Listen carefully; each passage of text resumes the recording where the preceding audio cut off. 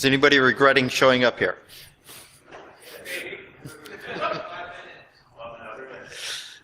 Okay. Let me know when you're ready. Are you going to dance again? No. No more dancing? No, I'm sober. No dancing. In that case, yeah, go ahead. We'll record it. Okay. My name is Leonard Isham, and this is a talk on patching human vulnerabilities. It's my experience. And as of that, we're going to talk about who I am, except turn the clicker on before using it. There. This is kind of give you an idea of who I am. And I'm going to tell you right now, I love graphics, but I'm also going to tell you that means nothing to you here. Because this is what this talk is about. I was over 200 pounds, hit 220, go over that, busting out of size 40 pants, and I decided it was time to change that. So, I'm going to talk about what this is. Everybody knows what patching is, right? Fixing things, doing it. We're all imperfect. Nobody's perfect. We all have our flaws.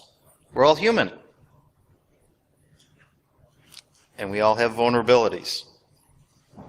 Some more than others. Okay, what I am not going to talk about in this. Nootropics. Basically brain hacking on the chemical level. Sex. If you guys can't figure that out, I'm sorry. There's books. There's RedTube. Look it up, dudes. And I'm not going to talk about hardware.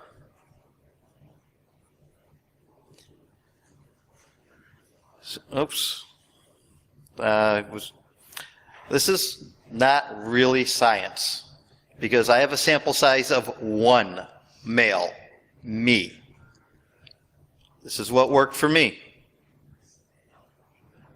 And your mileage may vary. I'm not a lawyer either, but that's my disclaimer. Talk a little bit about our community. We have a few tendencies that tend to be common among us hackers. One is the imposter syndrome. We all have things that we do that we find easy to do. And other people look at it and say, wow, that's really cool. I don't know how you do that. And you get kudos and you're sitting there thinking, but what I'm doing is really easy. And you feel like you're an imposter because somebody's telling you you're doing a great job, but you're sitting there saying, but any moron can do that. But because we're all different, what I can do easily, you may not be able to do easily. What I have in my background and my experience may set me up to do something and figure things out and understand things that you don't. And then you take the fact that security is such a broad topic. We know little bits here and a little bit there and a little bit there, but there's so much of it, we can't know it all. So we tend to have people that feel like they're an imposter. And then there's spotlight syndrome.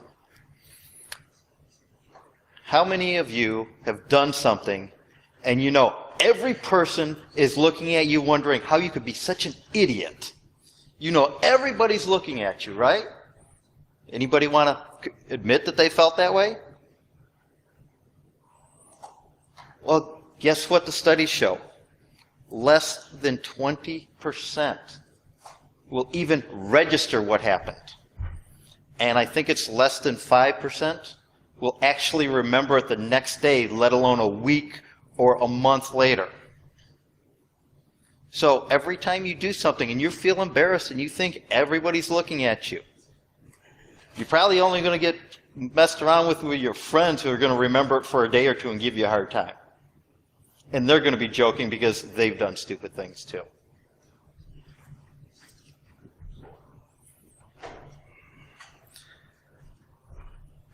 Now, why? did I do this? Because I was the fat guy. I was the guy that had a hell of a time climbing up a set of steps without panting. I was not happy with where I was. Making money, making a living, able to buy things, but still wasn't happy. So I decided to change. And the first step in that road for me was my mind, my attitude. Because if you got a poor attitude, how are you going to get anything done? It's just not going to work. I started out by social engineering myself. And ton of books. These are a few of the books that I found to be very helpful. The Amy Cuddy, Your Body Language Shapes You, it's a TED Talk, 15, 20 minutes, that talks about body language and how that impacts you. The short version is that we are basically biochemical feedback loops. If you stand tall, your body's going to release certain chemicals, which is going to make you feel more confident and more positive. That's why you hear people say, you're doing things right, thumbs up. Stand tall, keep your chin up. The short version is up is positive. You all know when you're feeling kind of defeated, you kind of slump your shoulders, your head's down. Down is not good. Down is going to make you feel less better. Dang. Okay. Poor wording. Yeah. But down is bad in this scenario. You want to do this. And it basically creates, the more you do this, it creates the situation where you feel more confident that you can stand tall and do things that you might not do otherwise. Then you take that fact, and we all judge everybody subconsciously. You ever run into a person you see and you almost instantly like them? Or you're like, there's something that just bothers you, but you don't know, and that happens in a fraction of a second. It's called thin slicing. You make a judgment on people based on their body language, the way they're dressed, and the way they're acting subconsciously. So, if you're acting confident, people view you as confident, and they feed back to you the fact that they feel that you're confident, so you create a feedback loop with the people around you.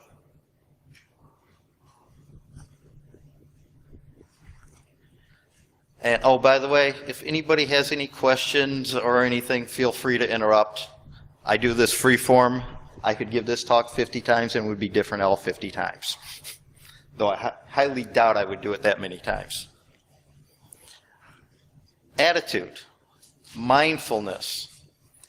In this industry, we tend to have people whose minds are spinning constantly.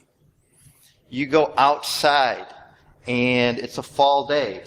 Oh, wow, you know what? It's starting to get cooler. I'm going to have to take the boat out of the water. I'm going to have to start putting the lawn chair furniture away. All this stuff you're planning. You're not in the moment. You're not enjoying what's going on. And that can make things difficult because you're always, you could sit there and win $1 million. And you'd be sitting there thinking, well, I got to figure out how to get the money. I got to figure out what I'm going to do with the money. I got this and this and that. You're not enjoying life. You're always thinking. Your mind's always spinning. And if you can clear your mind out so that you can actually enjoy the present and be there, not be sitting there saying, okay, he or she is saying something. What am I going to say in return? And your mind's buzzing. And people can tell that. And so, but to get to mindfulness, there's a few different ways you can do. The main thing that you're looking at doing is called meditation. It is not an easy thing.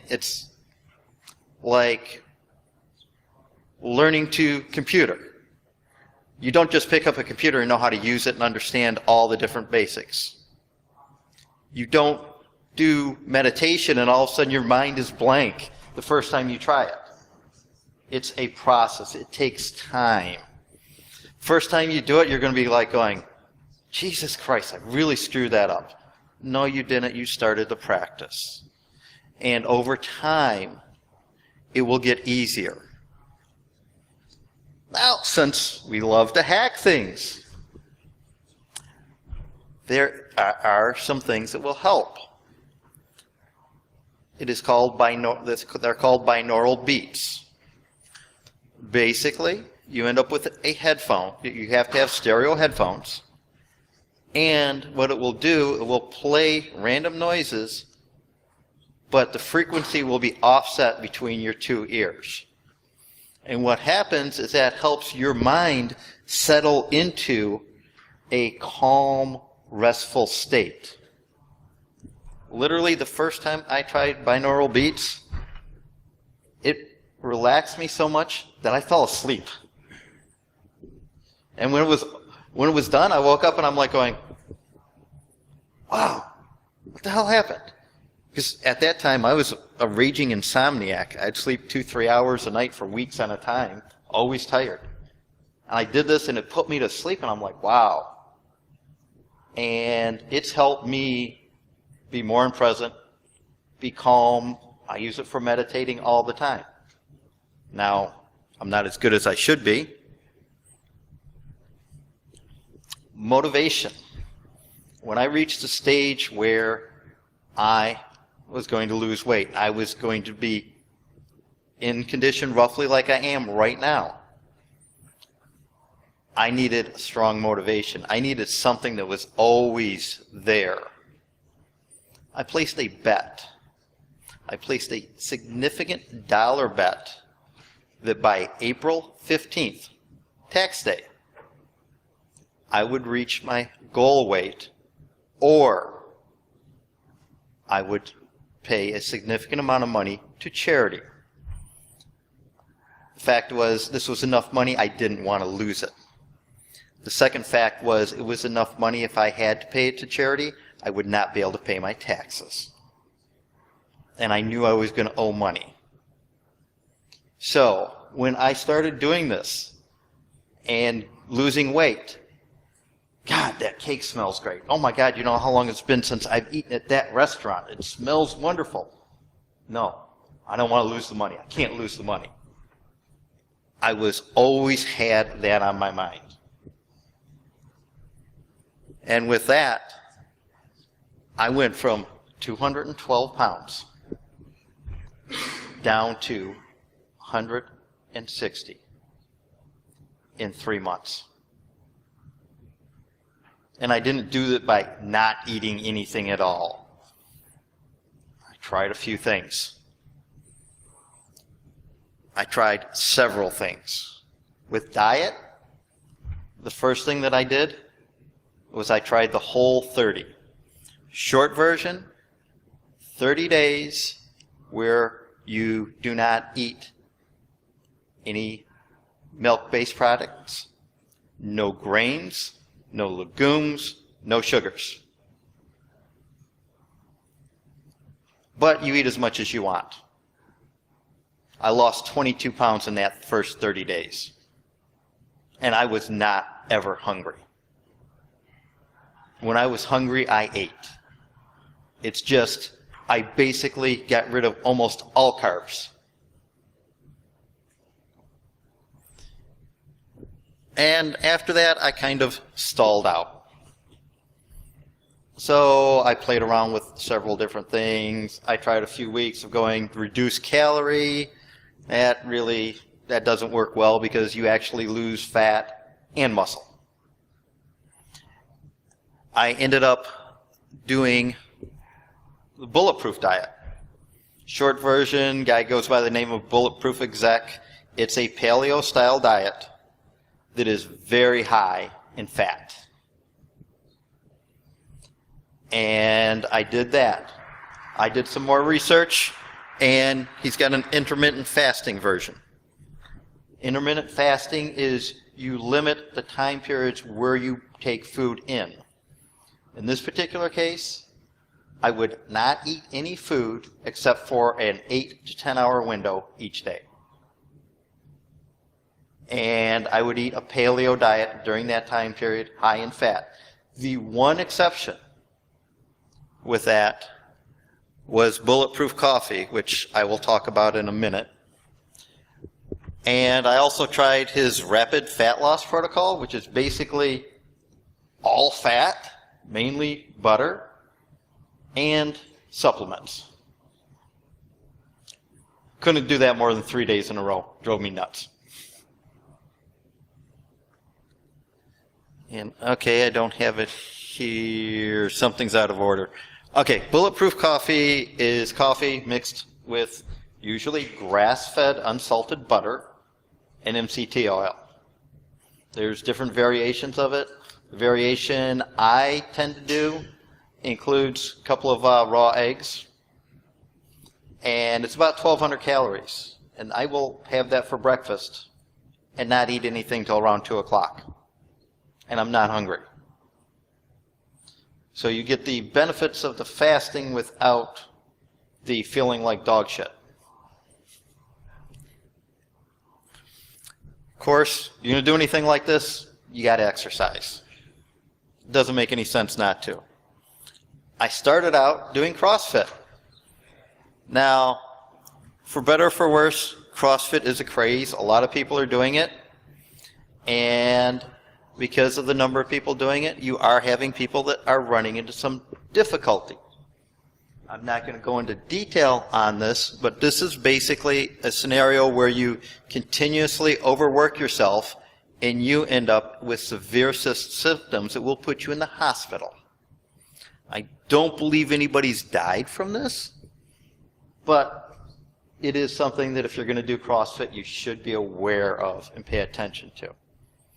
And, I mean, there's jokes about the CrossFitters. It's like, yeah, how many pull-ups does a CrossFitter do?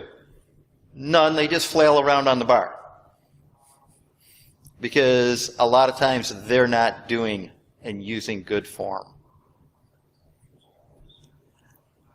I took some Krav Maga. It's very good for your core muscles. It's also very good for your confidence. In short, it's a very easy to learn, efficient method of self-defense. And the whole idea behind it is if there is a threat, you get away from that threat, or you put that threat in a position where there no longer can be a threat. If they're limping, you can run away. If you knock them down, you can get out of there and leave. And I was doing the Krav Maga and CrossFit at the same time. And then I ran across this book and I started doing the strength training in this book. Now, and here's another thing on the social engineering side. Engineering the alpha. What guy doesn't want to be the alpha? That's why you see things like that when it comes to diet and exercise. I was doing about 6 hours of strength training a week with this, and up to 5 hours of Krav Maga. I did this for about a month before I became totally burnt out. I was exhausted. So I looked for an easier way to do this. I found Body by Science, the Big 5 workouts. In short, in 15 to 20 minutes a week, you can actually get a very efficient workout. It is not fast pace. It uses what's called time under tension.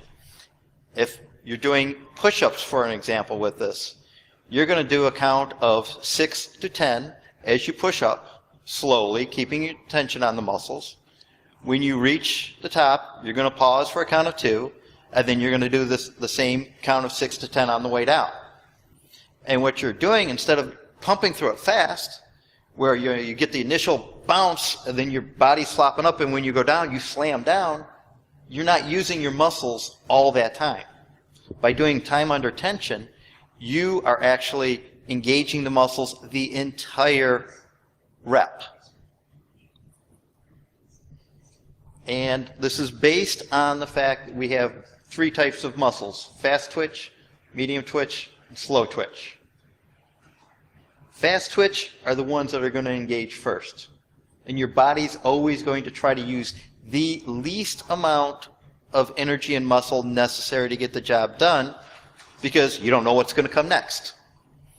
And back in the old days, if you burnt out, went for a run and you burnt out all your energy and then a lion showed up, you're screwed.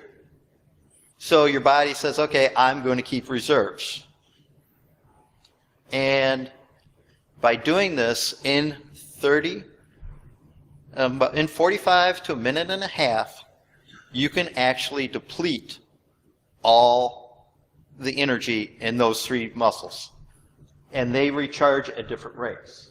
So basically, there's a huge psychological barrier to actually going all the way to failure. Because your body doesn't want to do that, because your body says, I never want to use everything because who knows what's next. Good news is we're probably not going to run into a lion working out. So once you reach that point, you go there and you reach the end, you're exhausted. It takes you a minute before you can actually get up and walk around or use your arms when you're doing this. And then you take a week to recover, because your body needs time to recover, needs time to recharge. What happens is those muscles need to build up their stores of energy. So it's going to take the energy back in. You will, if you're on the right diet, it will actually start taking the fat that you have and processing that for energy. Because when you're doing a paleo or a keto style diet, you can actually push your body into what's known as ketosis. Short version is you burn fat for energy rather than carbs. And by burning the fat, you're going to reduce the fat you have on your body. And also, if you get it up to a high enough level, when you urinate, you will get rid of some of that fat. It's scientifically proven.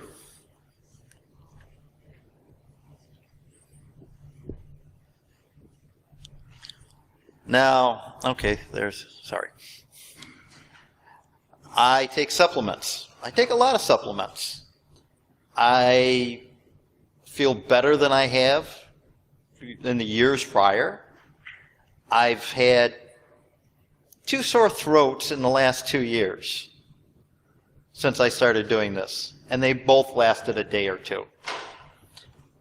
And here's the bulletproof coffee. I messed up on the order there. But in the morning, I usually have my bulletproof coffee. Gets me energized, gets me going, drink it on the way to work, and start the day.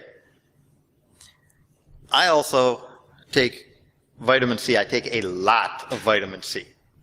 That's one of the things I believe helps me from getting sick. I've never had con flu. And I go to quite a few conferences. I'm a con rat. And I take krill oil, which tends to be very efficiently utilized by your brain. So that helps me get started with the brain going and everything else flowing.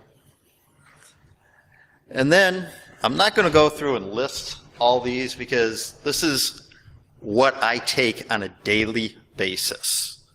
Now, you got the vitamin C. I take a lot of vitamin D because most of us don't spend enough time out in the sun, especially in this profession, to get much vitamin D.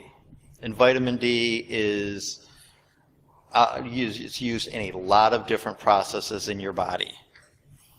Take vitamin K2. Iodine I take because I don't eat normal table salt, except for rarely. I do sea salt, which has trace minerals. And because of that, I take iodine as a supplement because I don't get it the way most of you do when you're eating salt. And I take some vitamin A, the selenium, copper, B12, and at night I take magnesium and potassium and some whey isolate. This, according to the information I have, is supposed to help you sleep.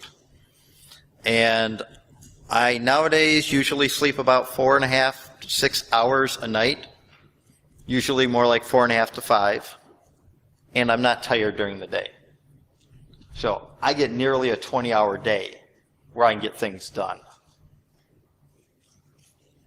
Now, one thing I've learned in this is our bodies want a level playing field. Our bodies will adapt to anything we do. I have adapted to doing the bulletproof fasting, intermittent diet so well that I can't use that if I want to change my body composition. The exercises are now no longer very effective for me. And I measure that based on my body composition and how things are. When I initially lost the weight, I wore skinny jeans. And I had room in them. They weren't form-fitting. As I worked out, I ended up having to switch to slim fit because I don't like jeans that are form-fitting on me. And I'm currently wearing regular, and when I wash these and I first put them on, they're tight in the thighs. But they relax, and it's not fat. It's muscle that I've built on there. And the more muscle you have, the more energy you can burn doing nothing, because you've got to support the muscles. So that is something that you run into that you have to change. I am planning on going on to a new diet and a new workout regimen come Monday. I don't know what the results are going to be. I know that I'm going to have to figure out what works for me and tailor it to me. I'm going to be trying what's known as the Apex Predator diet, which is a lot of protein, fat, as well as periodic carb days. And I've not decided on the exercise routine as of yet. It's going to be strength training because I truly believe strength training is the way to go. And I will also continue to do one thing that I've started about 2 months ago. I go for walks, and I've decided I limit them to 1 hour with a weight vest. I started out with 20 pounds, and it wasn't easy. I keep adding weight to it. The last walk I went on was with a 54-pound weight vest. And in that hour, I walked a little over 3 miles. I'm running at about 20 minutes to the mile. And I vary the terrain that I go over. Where I live, there are some hills, not huge hills. And so I changed the route that I walk because of the fact that I found that if I walked the same route every day, my body adjusted to it and it was easier and I wasn't getting the results I wanted out of it. I mean, now, I recently switched from wearing tennis shoes to wearing hiking boots to support my ankles. And when I do that walk the next day, my legs hurt. I am sore. My feet hurt. When you first started this and you were working on everything, did you have issues with your knees because of your weight or your age? Not that you're an old guy, but I understand. I know you had to put the gray in so you look watch a little bit in there. Yeah, it's just my thing. But no, I did not have any problems with my knees. I do have an ankle problem, but that was caused by using Eastern skiing techniques in the West, which is in the East, if you ski, it's usually ice, so you dig the edges in. When you're out West, it's powder. If you dig the edges in, you do things like flipping down the hill, which I did. The third time I hit, I stuck and broke my ankle. So now I have a nice little titanium plate and 9 screws in my ankle, which does cut down on my mobility a little bit. So if you have problems with knees, you're going to want to strengthen it before you try doing anything like doing, a weight vest. And I don't know if, I'm assuming that you have some issues with knees. I started running like a year and a half ago when I first started to run. Oh, Jesus Christ.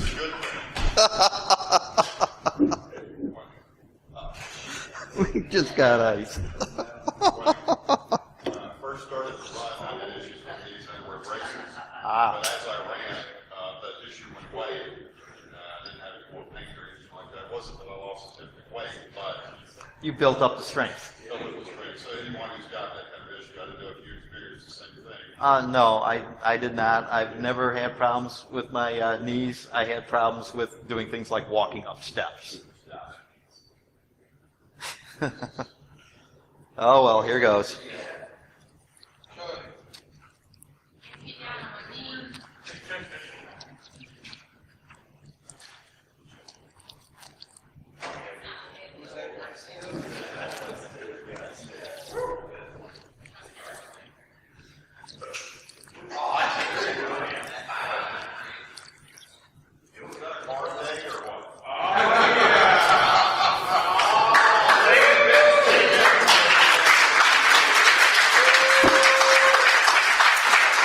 All bets are off at conferences.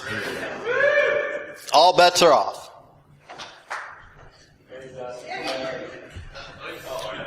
So, anybody have any questions? I'm going to give you a little bit of extra time if you don't.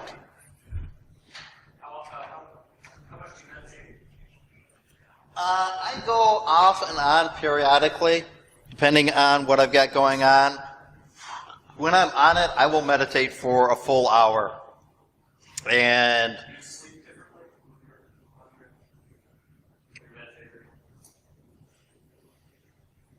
not that I really find. My sleep, I used to be a horrible insomniac. I'm talking 2 to 4 hours a night would be the most I would sleep. And this would go on for months at a time. And I was always exhausted the next day. I was constantly on caffeine. I was a caffeine fiend. I literally, my worst caffeine day, 4 Monsters, 2 5-hour energy, and about a half a dozen vodka Red Bull at the bar that night. I was literally told that they had 911 ready because they figured I was going to have a heart attack. Obviously, I survived. No heart attack. But I was a caffeine fiend. And by doing this, I still take caffeine. I have experimented with taking, caffeine for workouts and things such as that. I don't generally take it for that because I'm fairly well adapted to caffeine. So my coffee and some tea is usually where I get all my caffeine. And I don't take that much anymore. So you say you sleep 4 to 5 hours a night? Yes. Is that something you've always done, or is that something as a result of magnesium and other things? I attribute it to the magnesium and that because I sleep that amount of time and I wake up refreshed and I'm not tired. And if I close my eyes fall asleep, I sleep for 8 hours, and it doesn't matter whether I wake up in the middle, I'll turn the alarm clock off and go back to sleep. Mm-hmm. If you go to sleep at 5 a.m., guess what? I'm coming into the office late. But I understand. Yeah, I find what I did was, it's no longer available, but there was an alarm clock called the Zeos that actually has a sensor, and you strap it on your forehead, and it will track your sleep patterns, whether you're in deep sleep, whether you're in REM. I do REM for about half an hour, 45 minutes, and deep sleep is about an hour to an hour and 15. And that's consistent. It's also partially how much you've got going on. If you're depressed or if you're bored, you don't really have the motivation to get up. If you got things going on and you're happy and you're like, okay, I'm going to get up, I got to go to work, I'm going to do this, I got this. You know, you can, part of it's psychological, in my opinion, and part of it's how well you actually sleep when you go to sleep. I mean, if you have sleep apnea, you're going to have problems. But I do believe that a fair number of people reduce or eliminate sleep apnea by reducing their weight. Yeah, I think that's actually, as I gain weight, I begin to snore louder and louder. Oh, I could wake up a whole house snoring back in the day. Anybody else? You mentioned meditate for an hour at a time. For folks getting started, that might be a little. Oh, yes. I would not recommend you try doing that. If you want to get started, there is it's called Headspace. If you go to getheadspace.com, you can get a 10-day for free, which will get you started in it. It's got materials on it, and I believe the first 10 days, it's 10 minutes. And it literally goes through, and it's really like, no, you are not failing because you cannot blank your mind. This takes time. And you get talked through it. And it goes through it. You can put an app on your phone, Android or iPhone, that you can use to do this. And so it's, yeah, you don't want to go jumping in trying to do an hour. Because, that's like deciding you're going to go strength train and you're going to work out for an hour. Yeah, if you've never done it before, you're not going to make it an hour unless you're not really training. Any other questions? Yes? Can you talk a little bit louder, please?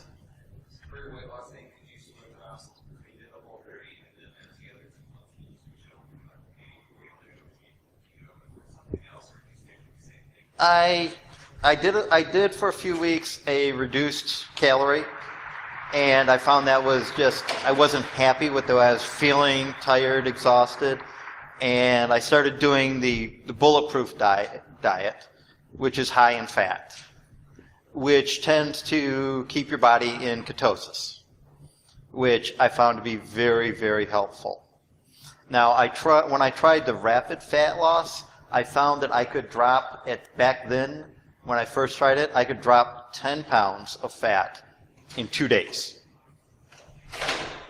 Nowadays, if I try it, it's like, nah, my body's like, screw you, I've done this shit before, we don't have a problem, we're just going to hang here.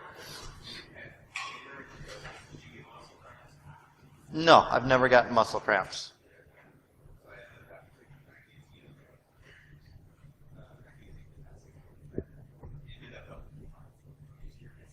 Yeah, no, I never had any muscle cramps. When you change your diet, your body's going to crave things that you used to have. It takes some time. If you do like the Whole30, they have a forum. They talk about different issues you can have. You can have very severe gas issues when you first do this because your gut flora is used to all this sugar and all this. So basically what will happen, to my understanding, is some of your gut flora will die off and others will prosper, but that can give you severe gas. So this is something that you want to be aware of because you don't want to be the hated person in the office. It's like, son of a bitch, here's a donut. I don't want to smell that shit.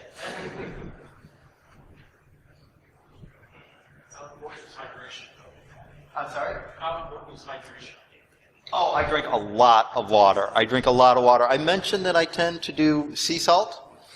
The sea salt that I tend to prefer is pink Himalayan salt. It was actually put down well before we started dumping all the shit in the ocean. So it's got a lot of trace minerals. And as I hydrate through the day, I will tend to, at least every other one, I will add a pinch of sea salt to it. Because that is sort of a natural Gatorade. You get your electrolytes that way. I had someone give me a glass of alkaline water, something where the pH balance would shift towards the alkaline side. What I know about that, and I've not done a lot of research, it seems to be smoke and mirrors. Doesn't seem to be effective, but I may be wrong. Based on what little bit I've done, and I might come back and circle back and check more into that and decide, hey, you know what? That's one of the things I need to try, and maybe it'll work. But at this stage, I haven't done it, and it's not on my radar. It didn't taste any different really to me.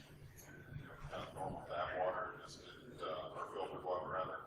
But it's like, oh, it helps the absorption. I'm like, you bought a machine to do this, didn't you?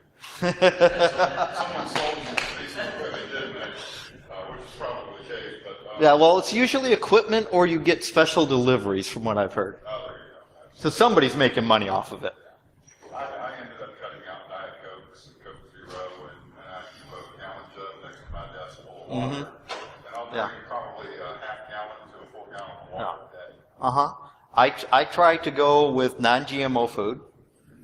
As far as like with beef, if you can get grass-fed, it actually tastes better. Literally. And in my opinion, it's better for you. I make stuff with this for my family, my parents, my sister. Everybody's like, this is really good meat. It's a little bit more expensive. I'll grant that. I don't go for low-fat cuts. Except if it's factory farm stuff, I try to go for low-fat content. Because when they're in the factory farm, they're pumping them full of antibiotics. Because if one of them gets sick, you can lose the whole herd. And they're pumping them through all this stuff, which gets stored, which is fat soluble, and gets stored in the fat. So I really don't want to eat that crap. If it's grass-fed, give me all the fat you got.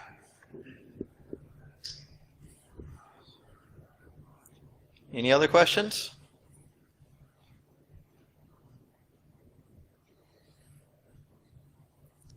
Okay, well, I hope you found it informative, helpful. Thank you.